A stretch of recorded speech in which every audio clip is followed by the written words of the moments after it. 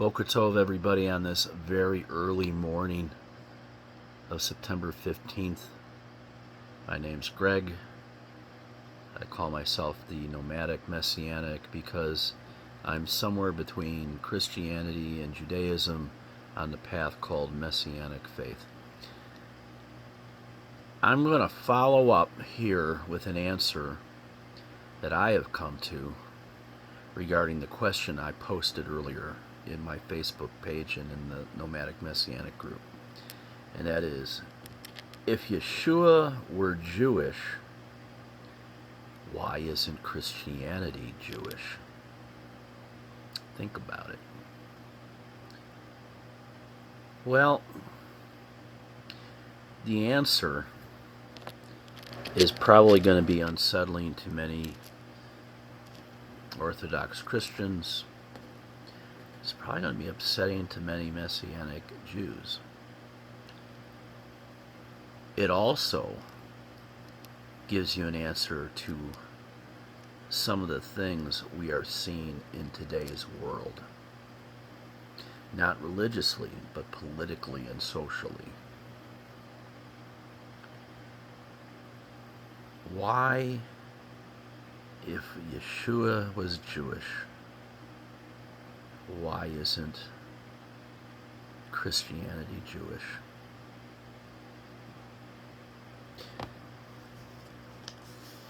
We have to dispel certain concepts. And we have to look at two phases. The period of when the church was the Catholic Church, the church, the Christian church, and all its spin-offs in Protestantism, and then later the Restoration churches. And then there's the very early beginning.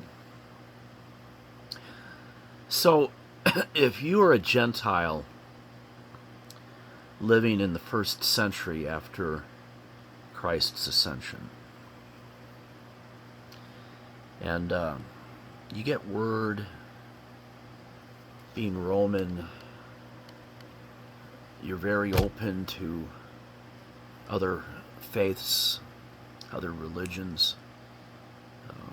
The Romans were famous in adopting religions from everywhere. So you have friends who came back from Judea, a guy named Gaius, who just goes on and on about the Messiah, Jesus Christ, that he is the Messiah. So you decide to go down and investigate. And you get down to Jerusalem, and somehow you hunt down Peter. And you go to a synagogue, and you speak with those who witnessed Christ, and you hear his teachings, and you say, Gaius is right. This is the true Son of God. So you go to Peter and you say, Peter, Kepha, this is after Acts 10. Kepha, I want to become a believer. I want to become a follower of Yeshua, Jesus Christ. And Peter's answer is going to be very simple. Cool. Undergo conversion to Judaism. As was practiced for thousands of years. Everybody converted into Judaism, even Abraham and Sarah. It is a process of conversion that brings you into the Judaic faith. The idea that you can only be a Jew if you have the blood lineage is false.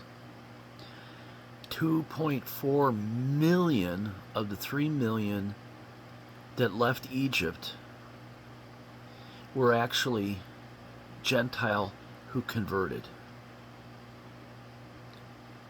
So Kepha says you just have to convert. You have to believe. You have to be circumcised. And you have to perform a mikvah, an immersion, which later we call baptism. The minute you come out of the mikvah, the water, you're a full Jew. And then you can continue to study Yeshua. You can learn Torah, because everything Yeshua spoke of was from the Torah. The idea that there's nothing new in the New Testament, at least in the Gospels.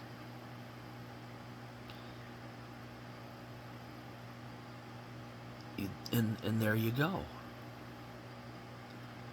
It was that simple. And why is this? It's because Yeshua did not come to create a new religious system. He came to redeem Israel. He came to be the Messiah.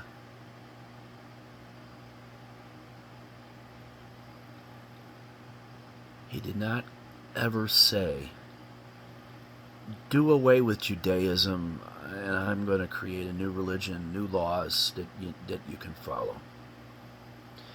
He didn't say, after I'm crucified and raised, the Gentiles are going to replace the Jews as the chosen people. Nor did any of the disciples. Yeshua never said, stop doing that crazy Judaic stuff and do this instead. Yeshua never condemned any of the Jewish practices. He rebuked hypocrisy, and he chastised practices and customs that were outside of and greater than the Torah, but he never rebuked anything.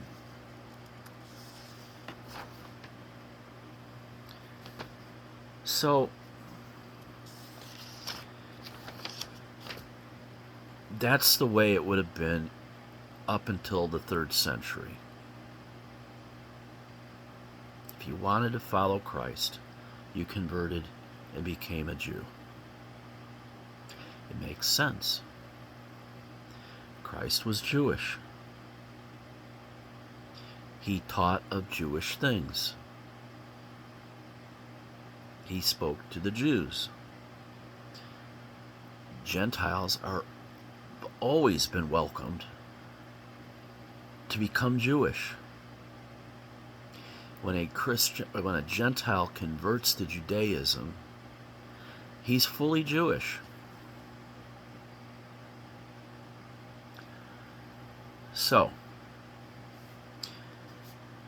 that's the way it was initially. Messianic Jews, meaning followers of Yeshua who were Jewish, went to the synagogues, lived kosher, lived a Jewish life, but they converted to Judaism, converted to believing in Christ. And I'll explain, maybe not in this video, maybe in the next one, why Jews went through conversion, why Christ told his apostles to go out, speak, and if people came to believe in him, then perform, well, it's translated as baptism, but it really should be immersion, which is something that Jews do all the time, because it has nothing to do with sin. It has everything to do with spiritual cleanliness. He didn't authorize them to perform, quote, baptisms. I've heard that phrase often used. That's not what is said. He was told and instructing his apostles to perform immersions. You don't need any authority in Judaic law to perform immersions. You can perform an immersion all by yourself. But if the immersion is part of a conversion process, it has to be witnessed. Just like when you convert from being engaged to married, the marriage has to be witnessed. And the analogy is very similar. So what happened? Well, what happened was Constantine.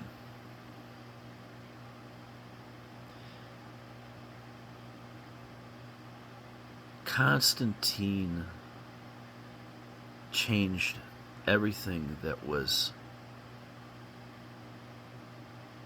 practiced beforehand. Arguably, there were some churches like the Church of Antioch as early as around 100, even sooner, that started saying, "Hey, we like the message of this Yeshua guy, but we don't want to get snipped, and we don't want to stop eating our shrimp." And you started seeing a divide between the Gentile and Judaic world, both believing in Yeshua. Everything changes because Constantine wanted to rule an empire. He recognizes that controlling an empire typically required a large armed force, which is both challenging and expensive. What he actually began to understand was one can control people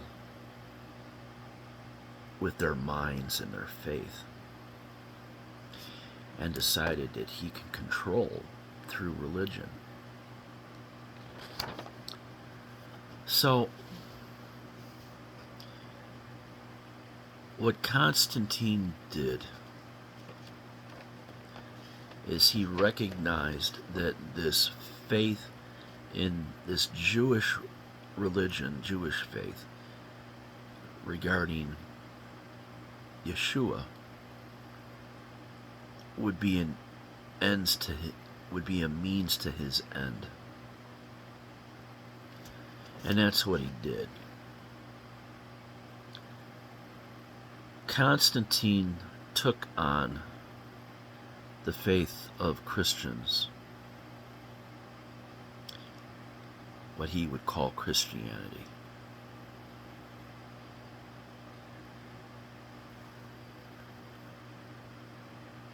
Belief in Yeshua is the belief in the biblical God and biblical Messiah. Christianity became a belief in Constantine.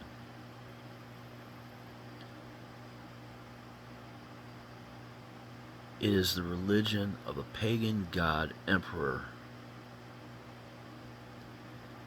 The sign of the cross, which we accept for millennia as the sign of Christianity, its origins were of a vision that Constantine had, where he was told that under this symbol you will conquer. When he went to battle and he was victorious, he made the cross the symbol of his new formed religion, Christianity. Christianity has nothing to do with that Jewish Messiah. and has everything to do with Constantine. Christianity is not Yeshua. Christ is not Yeshua.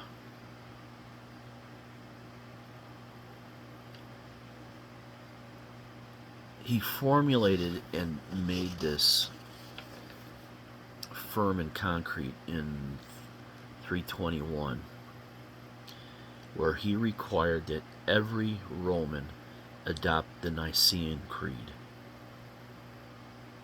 And with this, he controlled the empire. Christianity is not based on Yeshua. It is based on the teachings of the church followers who were vehement anti-Semites.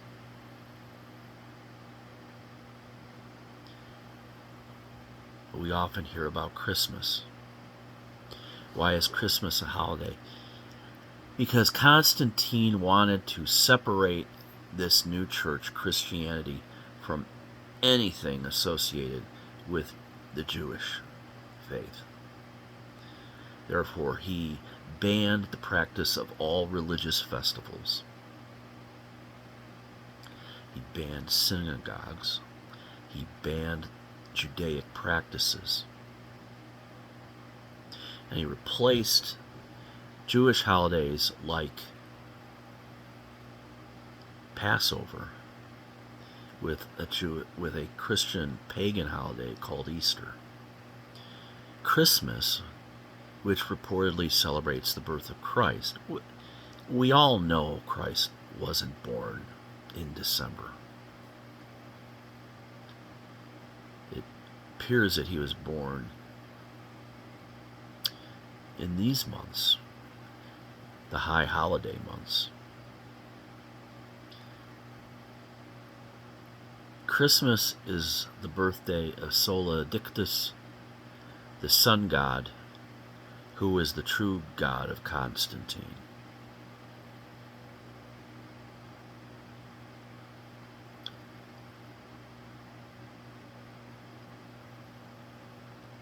It's that simple. Christianity is not the religion of Jesus, of Yeshua. It is the religion of Jesus Christ, who is a Gentile pagan emblem that goes loosely on the concepts of the biblical Yeshua.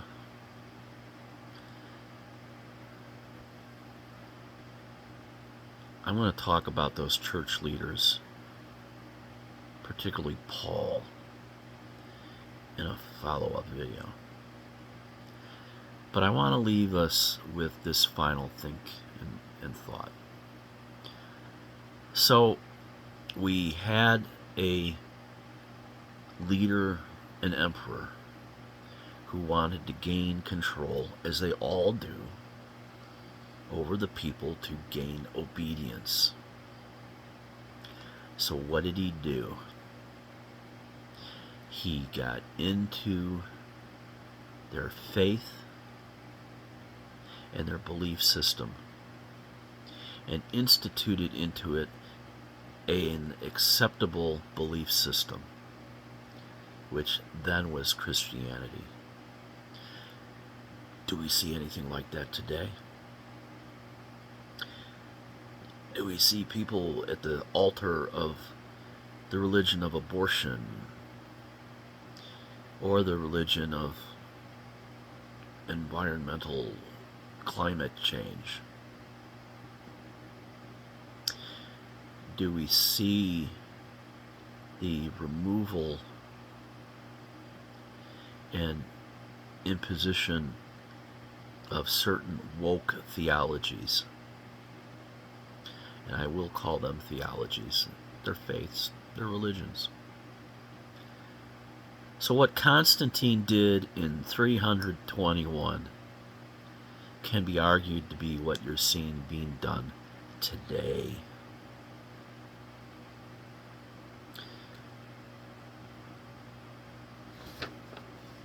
But the bottom line is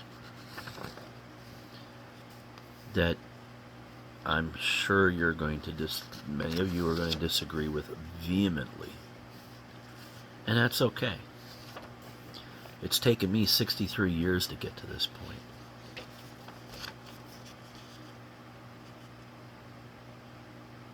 If you don't believe what I've told you, do your own research. I don't ask you to believe me. Trust me. Don't. It's fine. If I'm wrong, point me out. Anything I said, show me where I'm wrong. It isn't just I that has these conclusions or epiphanies. There are much wiser, more educated individuals than myself, who is very uneducated, particularly in matters of theology. Perhaps I know enough to be dangerous. But this is what I've learned. What I have learned is very simple. Ready? Oh, shush. Sorry, I have a video keyed up. Yeshua and Jesus are not the same. The difference is Jesus is Roman. Roman, created by Constantine. Yeshua, the true Messiah, the biblical Messiah, is Jewish. So the answer to my question that I posed, if Yeshua were Jewish, why isn't Christianity Jewish, is very simple. Because Christianity does not follow Yeshua. It follows a Roman construct made by Constantine. 2 rabbis, 3 opinions. I love you all.